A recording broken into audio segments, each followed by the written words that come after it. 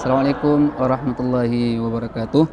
Apa khabar kepada semua para penonton TV Darul Iman? InsyaAllah didoakan semoga sentiasa berada dalam keadaan sihat, sejahtera dan juga selamat hendaknya. InsyaAllah musim tengkujuh telah pun tiba, jadi sentiasalah kita berhati-hati untuk bersama-sama kita mengharungi ataupun kita mendepani musim tengkujuh ini dengan sebaik mungkin dan juga sentiasa mengawal anak-anak kita supaya tidak terjebak dan sebarang insiden yang tidak diinginkan, insya-Allah. Dan juga kita masih lagi dalam pasca COVID-19 atau Perintah Kawalan Pergerakan di negeri Terengganu, alhamdulillah, dan juga seluruh negara kita pada hari ini. Dan hendaklah kita sentiasa mematuhi SOP dan juga mematuhi segala garis panduan yang telah pun dibekalkan kepada kita untuk sama-sama kita putuskan rantaian COVID-19. Alhamdulillah, sebentar tadi telah pun melabuh tirai persidangan Dewan Undangan Negeri ketiga, penggal ketiga Dewan Undangan Negeri Terengganu ke-14 2020 dengan penuh harmoni dan damai, insya-Allah. Moga-moga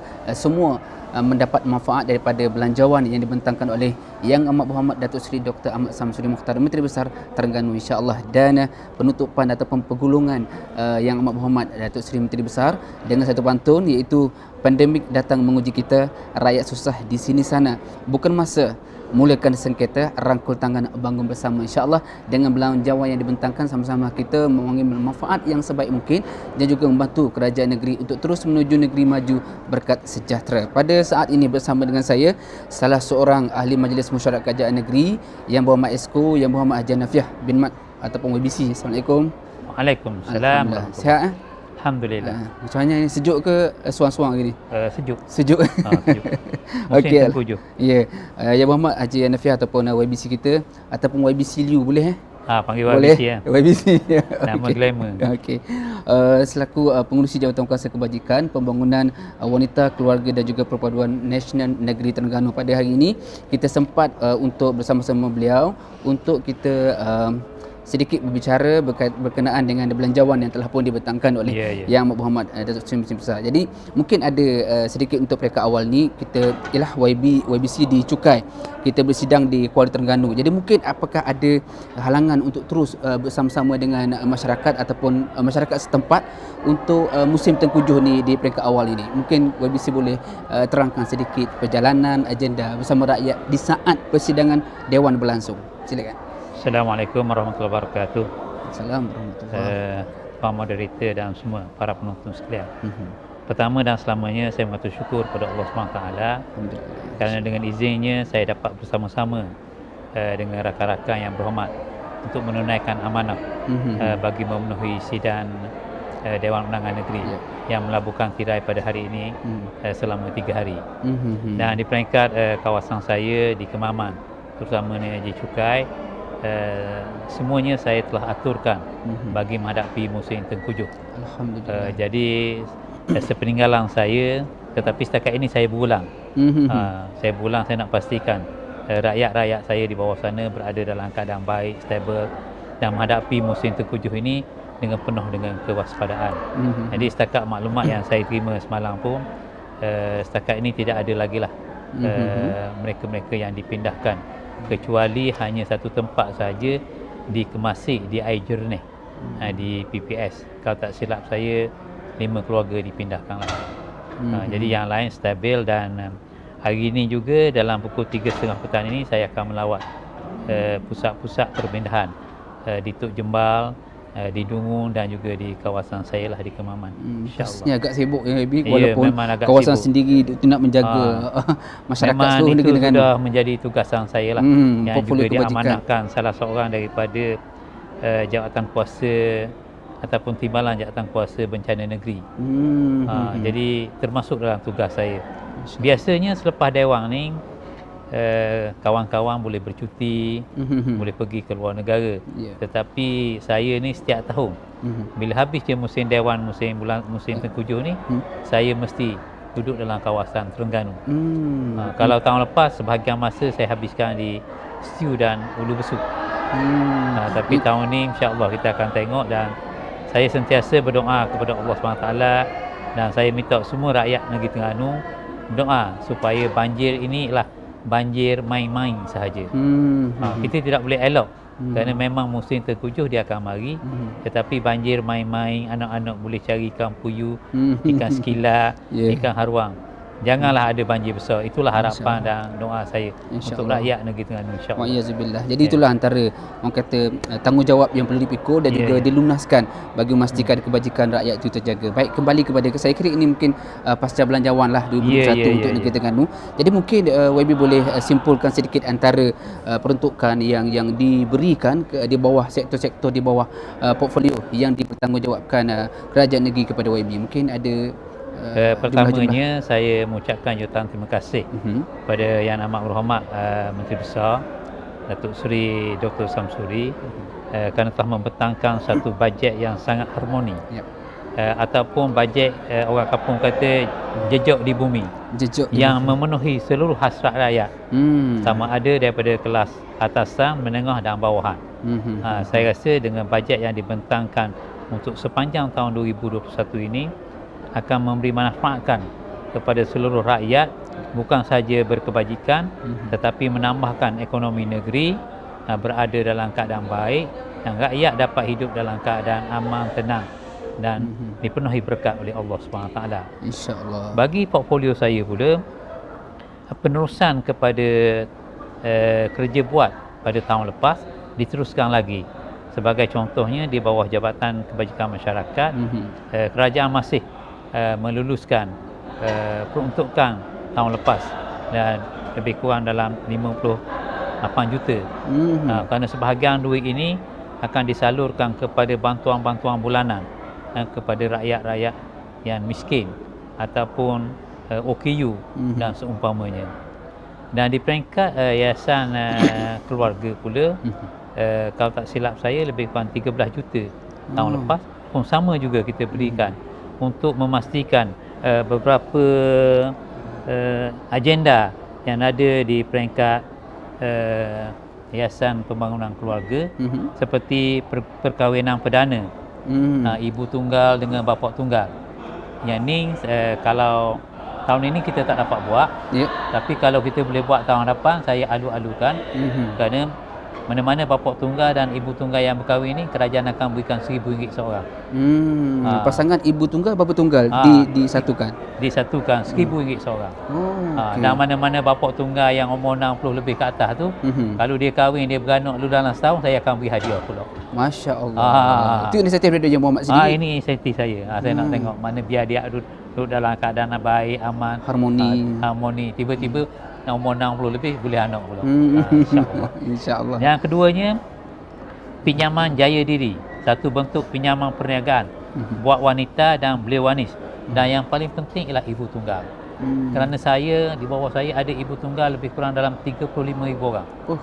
Jadi bagi memastikan ibu tunggal ini, kerajaan melihat ataupun memberi kebajikan kepada mereka, mana di peringkat Yayasan Pembangunan Keluarga, kita berikan pinjaman jaya diri tanpa faedah. Bagi dia memulakan perniagaan.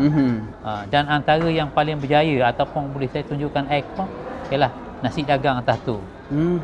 Dia sudah berjaya. Dan hak lain-lain ni, hak baru nak memulakan perniagaan, nak buka kedai goreng pisang, nak buka kedai makan, yang ni insya-Allah Yayasan Pembangunan Keluarga akan sentiasa memberi khidmat kepada ibu tunggal. Dan juga untuk ibu tunggal juga kita akan buat latihan kemahiran, kelas jahitan.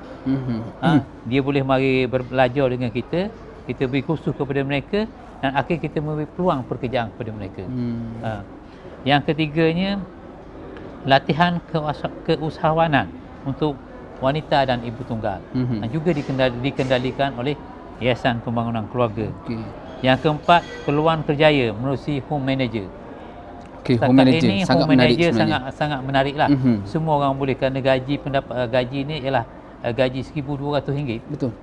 Jadi yang ni kita dah wujudkan di semua daerah-daerah. Dengan adanya SOKSO dan juga EPF. Cukup. SOKSO ada, EPF ada. Sangat yang menarik cukup. sebenarnya. Sangat menarik. Inilah yang saya jaga ibu tunggal. Saya nak pastikan ibu tunggal ini apabila mereka sama ada berpisah dengan suaminya ataupun suaminya meninggal, dia nak bangunkan keluarganya. Mereka boleh meneruskan. Mereka boleh meneruskan keluarga kerjaya, tampung anak-anak belajar, sehingga anak tu belajar sampai ke peringkat universiti. Saya memang arwah ibu saya memang seorang ibu tunggal. Oh, patutlah Dia Wabi bila boleh saya. menjiwai Dan saya bagaimana menjiwai. memahami watak. Bahkan apa ni, ibu saya waktu saya kecil mendapat bantuan, orang panggil welfare masa tu. Orang kampung panggil. Welfare. Welfare dia panggil. Bantuan kebajikan bulanan. Yep. Tetapi selepas saya habis belajar dan saya bekerja, lalu saya memberitahu kepada pejabat kebajikan, minta dia potong bulanan ibu saya kerana saya sudah bekerja. Saya mampu untuk tanggung ibu saya. Masya Allah. Jadi saya harap kawan-kawan saya yang di bawah sana tu, bila mereka bekerja, berkemampuan, beritahulah kepada Jabatan Kebajikan Masyarakat untuk disalurkan bantuan itu kepada yang lebih layak selepas hari itu. Satu, salur kepada yang lebih layak. Yang kedua, kita sebagai anak, inilah masa untuk kita berbakti kepada ibu kita. Dahlah kita tak ada ayah, kan? Doa ibu lagi untuk kita harapkan, Masya Allah. Sangat sedih.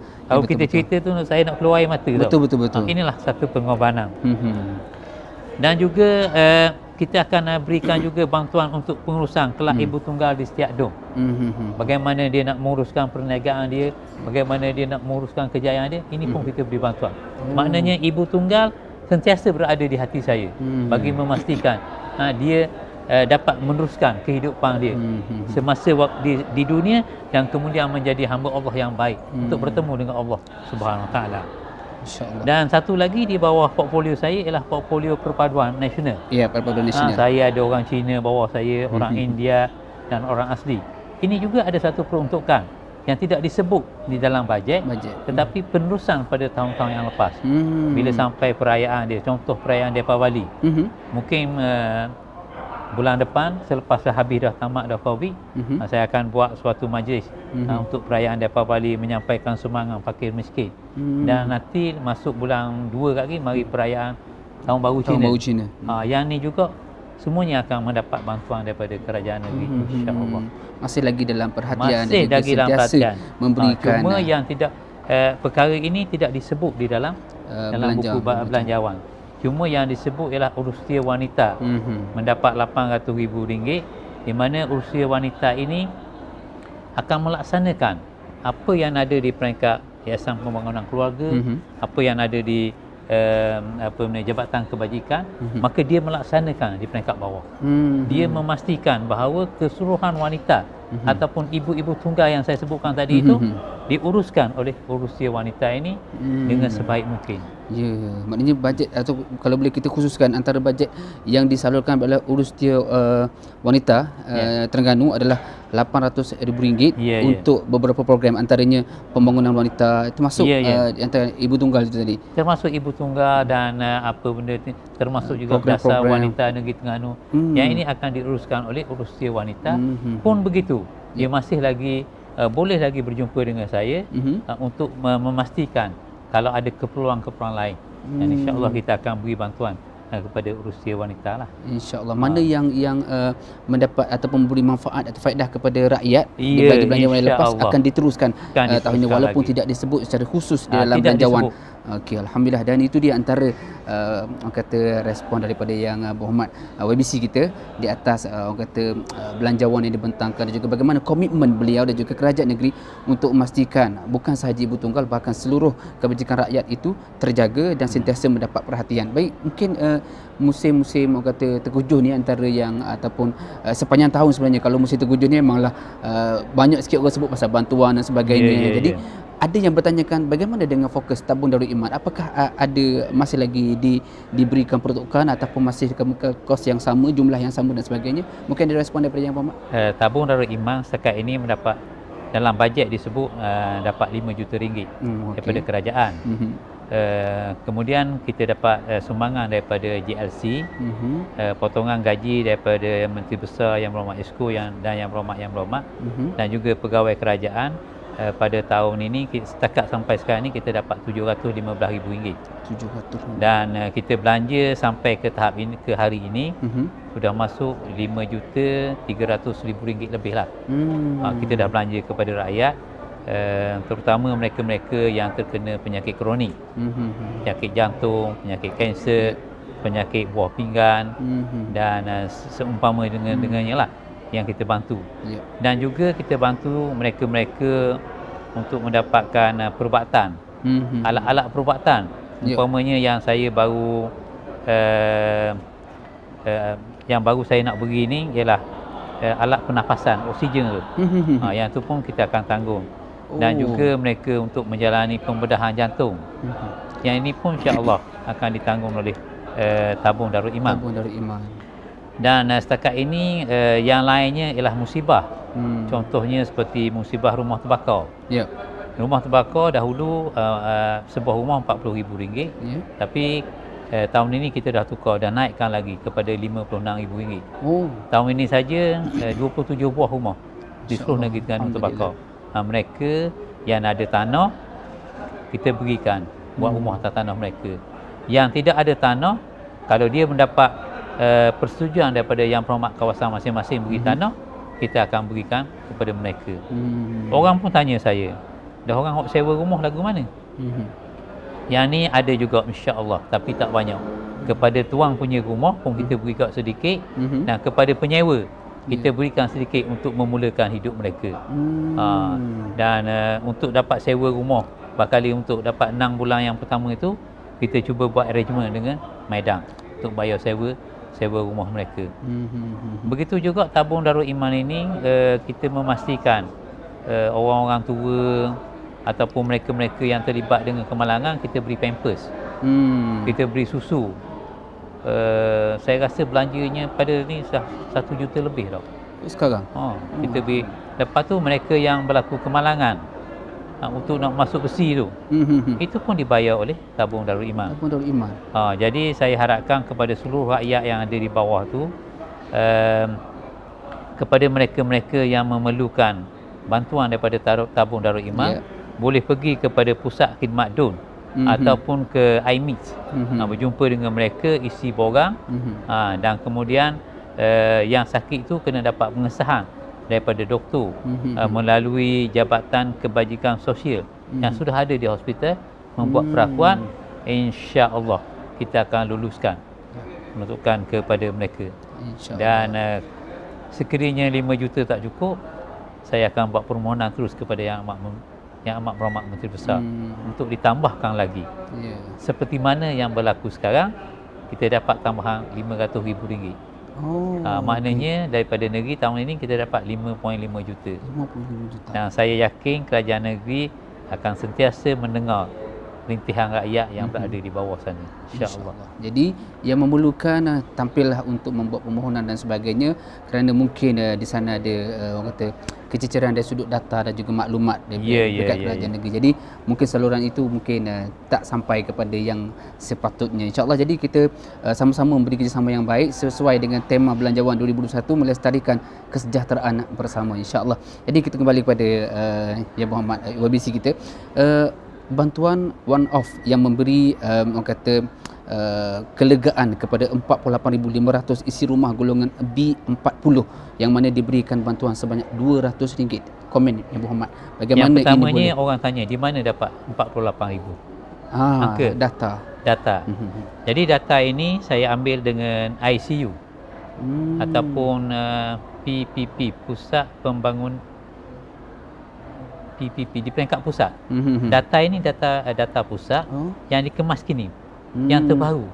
Dia beritahu kepada kita ialah setakat ini mereka-mereka yang duduk di bawah kategori B40 ini ada 48,000 orang.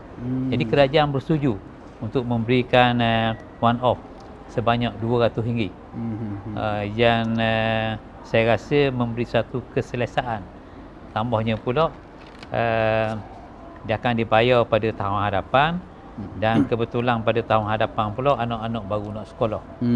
Dan dalam masa yang sama juga kerajaan bersetuju untuk memberikan RM100 pula kepada anak-anak yang nak bersekolah. Kalau tak silap saya 10 juta.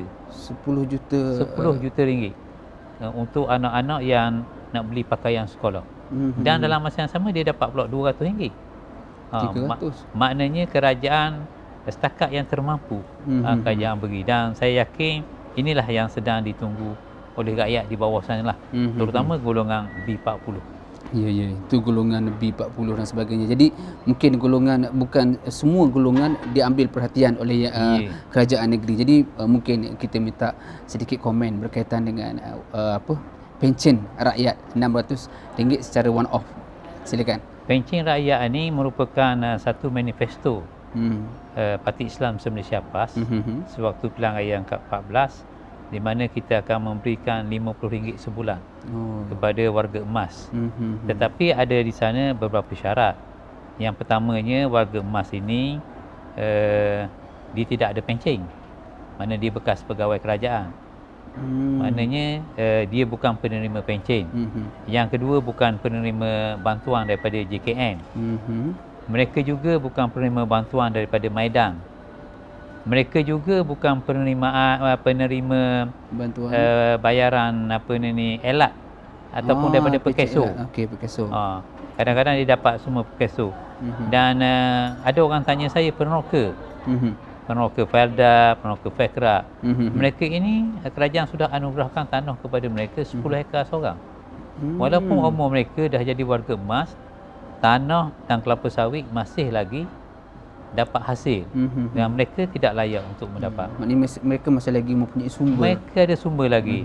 Jadi yang tidak ada sumber langsung, insya-Allah. Dan semua borang permohonan akan dikembalikan kepada pejabat daerah pada awal Januari. Pejabat daerah akan buat pemutihan. Saya rasa mungkin makan masa dalam 2 atau 3 bulan. Dan kemudian dia akan bawa kepada Yayasan Pembangunan Keluarga, dan di sana kita akan cek sekali lagi. Dan saya harap selepas bulan Julai ataupun masuk bulan Ogos kerajaan akan boleh memberi bayaran one off RM600 pada tahun ini, insya-Allah. Insya-Allah. Baik, itu di antara yang boleh kita bincangkan berkaitan dengan belanjawan yang telah pun dibekalkan kepada sektor-sektor di bawah portfolio yang berhormat YBC kita, dan insya-Allah kita doakan semoga ianya berjalan lancar dan semuanya mendapat manfaat yang sebaik mungkin, dan juga kita doakan semoga kesihatan YBC dan seluruh ahli Majlis Musyawarah Kerajaan Negeri yang berhormat pentadbir-pentadbir negeri dapat memberikan satu khidmat yang terbaik dan juga diberi perlindungan, rahmat juga keampunan oleh Allah Subhanahu Wa Taala. Mungkin di ujung-ujung ini kita nak sedikit pesanan kepada masyarakat atau semua penonton daripada yang berhormat yang memegang portfolio sebagai kebajikan, pembangunan wanita keluarga dan perhubungan nasional negeri. Kebajikan pastinya rakyat menantikan kebajikan-kebajikan, namun di sana perlu juga rakyat menjaga kesihatan mereka nak di musim tengkujuh ni, apatah lagi di musim tengkujuh ni. Jadi pesanan daripada yang berhormat, bukan kita mengharapkan bantuan semata-mata, tetapi kita mencegah diri kita daripada terjebak ataupun menerima satu kemalangan yang tidak diingini musim tengkujuh. Pesanan daripada yang berhormat sendiri. Yang pentingnya saya nak pastikanlah bahawa seluruh rakyat kita yang berada di bawah dalam menghadapi musim tengkujuh ini pastikan ikut aturan ataupun beberapa syarat yang telah kita nyatakan. Dan kadang-kadang ianya ada keluar di kaca TV. Betul. Bagaimana menghadapi musim tengkujuh. Jangan biarkan anak-anak kita ini bermain air, dan pastikan bila rumah kita nampak air nak naik itu, kita cepat-cepat keluar daripada rumah. Jangan tunggu sampai air naik sampai atas bumbung baru nak lari, dan seumpamanya. Dan kepada mereka yang mempunyai kewangan yang lebih, bolehlah mereka masuk insurans. Dan bagi pihak kerajaan pula, dalam menghadapi bulan ataupun musim tengkujuh di antara November hingga Mac ini, kerajaan insya-Allah akan menyediakan bantuan makanan yang saya rasa mampu untuk bertahan selama 3 bulan. Dan semua barang-barang keperluan makanan ini kita pun dah hantar ke 152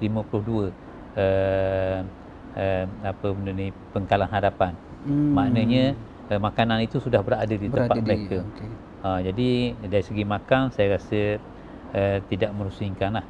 Dan begitu juga dari segi persiapan jentera daripada APM, daripada pejabat daerah dan seumpamanya sudah bersiap sedia. Saya yakin seluruh jawatan kuasa bencana alam, bencana negeri, daerah, semua sudah bersiap siaga untuk menghadapi banjir. Jadi saya nasihatkan kepada rakyat di bawah supaya dari masa ke semasa dengarlah, patuhlah kepada arahan kerajaan. Itu antara kebajikan yang insya-Allah yang akan kita ambil dalam masa 2-3 bulan inilah. Dan walaupun kita baru lepas daripada PKPB, jadi saya nasihatkan janganlah berbelanja boros. Kerana baru ni tak boleh nak belanja. Jadi takut ni bila sampai musim belanja ni habisnya pergi belanja. Berhemahlah berbelanja. Kerana keadaan ekonomi tidak berapa menentu. Saya tengok tahun depan ni ekonomi macam berat lagi lah. Jadi belanja secara berhemah, tidaklah keterlaluan sangatlah. Beli apa yang patut saja. Jadi ekonomi yang menjadi disebabkan ekonomi jadi sebagaimana hari ini adalah berkaitan dengan fasa pandemik COVID-19. Jadi mungkin Yang Berhormat boleh sentuh sikit. Hari ini negeri Terengganu dah, saya ingat 7 hari ke 5 hari kita kosong untuk mereka yang dijangkiti COVID-19, dan harapan daripada YB sendiri untuk kita sentiasa kekal kosong, untuk tiada lagi mereka-mereka yang terlibat ataupun dijangkiti COVID-19. Yalah, yang pentingnya sempadan negeri. Sama ada di sebelah Kelantan ataupun di sebelah Pahang dijaga dengan begitu baik oleh pihak berkuasa. Dan saya ucap banyak kepada Polis Negeri Terengganu lah, bagi memastikan orang yang masuk ini disoal siasat dengan sebaik mungkin. Kerana kita takut orang luar yang masuk ni membawa COVID. Tapi alhamdulillah setakat ini semua jaringan-jaringan yang dahulunya yang jadi positif ini sudah pun tertutup rapat. Dan saya yakin, sangat berkeyakinan bahawa rakyat di seluruh negeri Terengganu hari ini sudah memutuskan jaringan. Jangan ada siapa yang masuk lagi bawa. Kalau ada yang masuk lagi bawa ni, maknanya panjang pula lah kita ni. Jadi kita sama-sama jaga kesedaran ataupun tingkatkan kita kesedaran. Kita jaga diri kita dan juga kita jaga keluarga kita. InsyaAllah. Kita jaga keluarga kita. Kita jaga keluarga kita. InsyaAllah. Baik, mungkin kata-kata akhir daripada Yang Berhormat lah sebelum kita menutup tirai wawancara kita pada tengah hari ini. Apa lagi nak kata? Cuma saya rasa, saya mengharapkan rakyat berdoa dalam musim tengkujuh ini supaya musibah yang datang ini tidaklah memberi suatu kerisauan, kesusahan kepada kita.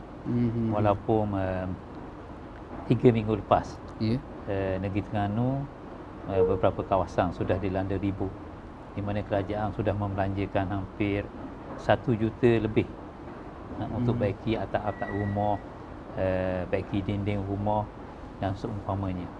Jadi sempena dengan kehadiran musim tengkujuh ini yang tidak dapat dielakkan, marilah kita berdoa kepada Allah SWT supaya segala bentuk bencana, sama ada ribut, sama ada banjir, sama ada taufan, tak mari ke negeri Terengganu.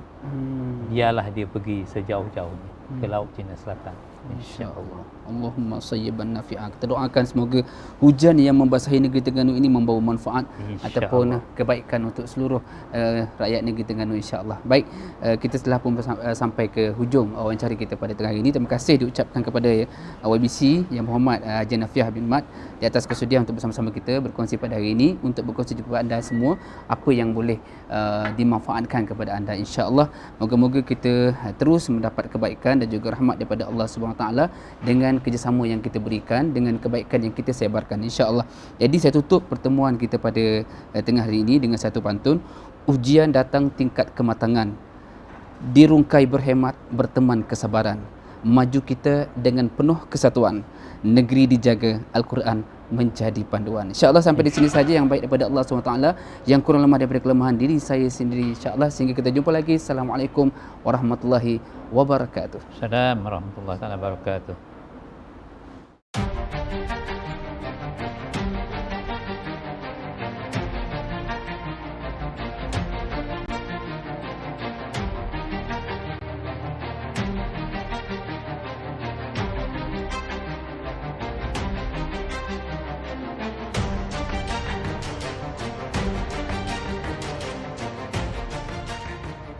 Belanjawan Terengganu 2021 yang bakal dibentangkan pada 23 November 2020 oleh Yang Amat Berhormat Menteri Besar Terengganu Datuk Seri Dr. Ahmad Samsudin Mokhtar, yang dinantikan oleh setiap lapisan masyarakat.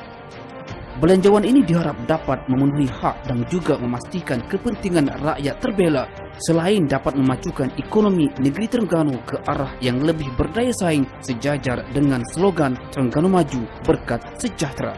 Oleh itu, marilah kita sama-sama mendengar suara dan hasrat rakyat untuk pembentangan Belanjawan 2021 kali ini.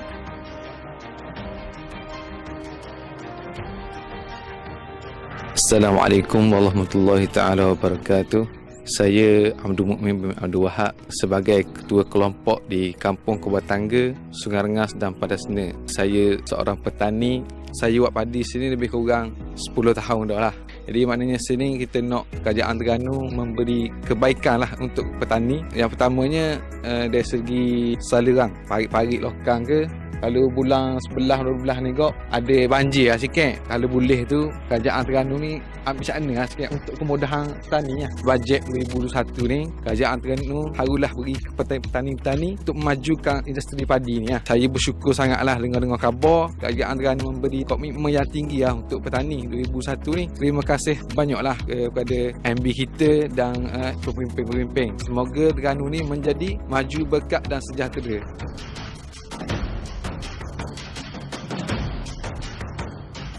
Assalamualaikum, saya Ahmad Syarwar bin Musa, berumur 34 tahun, berasal daripada Mane, Kuala Terengganu. Saya mengusahakan ternakan arenab ni dah masuk tahun ke-4. Alhamdulillah, sambutan untuk peternakan anak ni semakin mendapat sambutan. Harapan saya bagi bajet Terengganu 2021, semoga dengan apa yang berlaku untuk COVID tu, ada sedikit harapan dalam bidang peternakan ni. Semoga rantaian makanan ni dapat diteruskan. Jika bajet yang akan datang dapat mempertingkatkan lagi keluaran untuk bidang peternakan ni, alhamdulillah. Sebab saya rasa keadaan sekarang penting bagi kita mempertingkatkan ekonomi, terutamanya daripada sumber peternakan dan pertanian. Sekarang kita sedang kolaborasi dengan company daripada Perancis untuk memasukkan baka hybrid. Dalam bulan 1 insya-Allah kita akan dapat induk daripada Perancis. Dan harapan kita untuk dalam bidang peternakan ni semoga dapat bantuan dari segi marketing ataupun dari segi publicity. Alhamdulillah jika itu yang dapat diberikan. Terima kasih kepada kerajaan negeri kerana membantu kami peternak-peternak kecil. Semoga dapat diteruskan pada masa akan datang. Assalamualaikum warahmatullahi wabarakatuh. Nama saya Muhammad Hanif bin Mazin, merupakan pengusaha kepada Popis di Batu Rakit.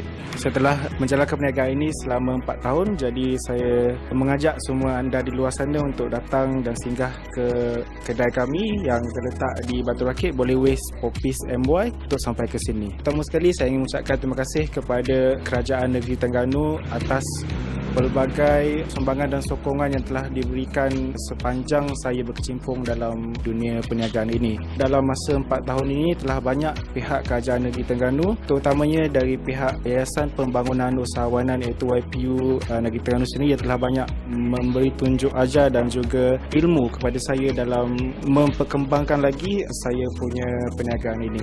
Jadi di sini saya berbesar hati dan juga berharap dengan isu pandemik yang telah melanda negara kita sejak bulan Februari lalu, dan juga semestinya memang usahawan-usahawan di negeri Terengganu ini sendiri memang terkesan dengan pandemik tersebut. Di company dan juga perniagaan saya juga sendiri mengalami kesan tersebut, di mana secara totalnya saya telah tidak berniaga selama sebulan masa PKP 1 dan PKP 2 itu. Jadi di sini saya berharap agar pihak kerajaan negeri dapat membantu kami usahawan-usahawan dan juga peniaga untuk bangkit kembali daripada isu pandemik ini. Ada yang totally stop, ada yang baru nak bangun balik, ada yang masih merangkak untuk cari rentak semula untuk meneruskan perniagaan mereka. Saya di sini berharap jika pihak kerajaan dapat menambahkan lagi program-program ataupun input-input yang boleh meningkatkan ilmu di kalangan usahawan dan juga peniaga. Contohnya dari segi platform digital, saya di sini sangat menekankan aspek digital, di mana pada zaman sekarang memang secara totalnya saya sangat bersetuju pemasaran digital itu amat penting dalam dunia sekarang ini. Daripada segi kita punya pengurusan perniagaan, kita punya accounting, management juga, jika boleh pihak kerajaan dapat menyumbangkan program-program yang boleh membantu peniaga-peniaga kecil di luar sana.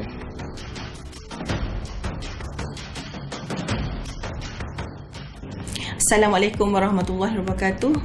Saya Tuan Norizan binti Tuan Long, merupakan pengurus wilayah Timur Amanah Raya Berhad.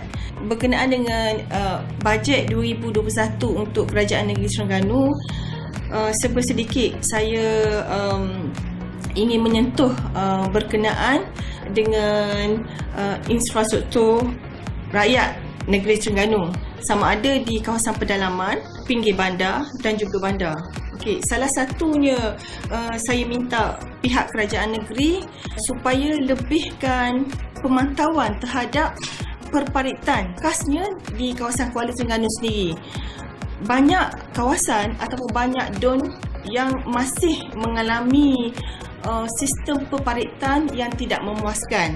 Selain daripada perparitan longkang, saya nampak dari segi pokok-pokok yang berada di pinggir bandar dan di dalam bandar, maksudnya mungkin pokok-pokok lama, harus dibuat pemantauan secara berkala, sama ada tebang atau sebagainya. Selain daripada itu juga, saya mohon pihak kerajaan negeri mengambil langkah lebih serius untuk penurapan jalan-jalan kecil, sama ada di kampung ataupun juga di pinggir bandar ataupun di bandar, yang mana kita lihat jalan masuk yang masih berlopak dan orang kata masih digenangi air. Begitu juga jalan-jalan utama ada yang masih berlubang.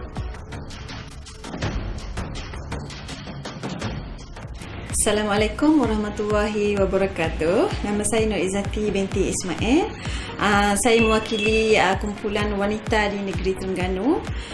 Jadi ada beberapa hasrat daripada kami yang mungkin boleh diselaraskan bagi menepati bajet Terengganu 2021. Kami golongan wanita terutamanya memerlukan bimbingan dari segi ilmu perniagaan daripada kerajaan negeri. Contohnya, kalau kita lihat kitaran masa suri rumah terutamanya, dia berada di rumah. So saya nampak di situ kita boleh menggunakan peluang itu untuk suri rumah mencari pendapatan. Sekarang zaman IT, so saya nampak satu peluang untuk suri rumah buat pendapatan melalui bisnes online. Cuma masalah sekarang, golongan wanita tidak tahu ke mana arah untuk kita tuju. Jika ada hebahan ataupun info daripada WebU, hebahan secara menyeluruh lah, tentang macam mana kami nak menambah pendapatan melalui online. Contohnya, kami dibimbing untuk hadir ke kelas perniagaan melalui talian, kelas FBX. Di samping tu, mungkin boleh dibuat khusus untuk meningkatkan kemahiran diri. Contohnya, mungkin suri rumah boleh hadir kelas jahitan, kelas masakan. Satu lagi, apa yang saya nampak, mungkin kerajaan boleh menyalurkan bantuan berbentuk data internet. Sebagaimana yang kita faham, perniagaan melalui internet ini memang memerlukan data lah. Di mana saja mereka berada, mereka boleh akses internet, mereka boleh iklankan produk mereka, so tidak berlaku perbezaran masa.